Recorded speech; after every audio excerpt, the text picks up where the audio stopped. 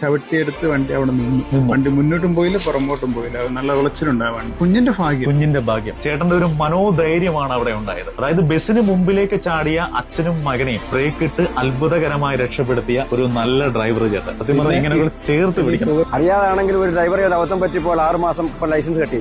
ഒന്നാമത്തെ കാര്യം 6 മാസം പാവപ്പെട്ട വീട്ടിൽ ഇരുന്നേ പറ്റുള്ളൂ.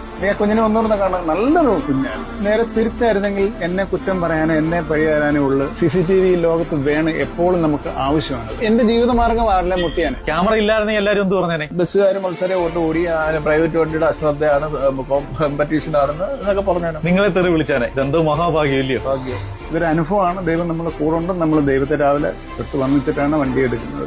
നമ്മൾ ചവറ പത്തനംതിട്ട റൂട്ടിൽ സർവീസ് നടത്തുന്ന അശ്വിൻ എന്ന് പറയുന്ന ബസ്സിലെ ഡ്രൈവറാണ് ഈ ചേട്ടൻ. പേര് ഉണ്ണികൃഷ്ണൻ. അടൂർ ടൗണിൽ ബസ് ഓടിച്ച് വരുമ്പോഴാണ് ഒരു അച്ഛൻ മകനുമായി എടുത്ത് ബസ്സിന്റെ മുമ്പിലേക്ക് ചാടുക.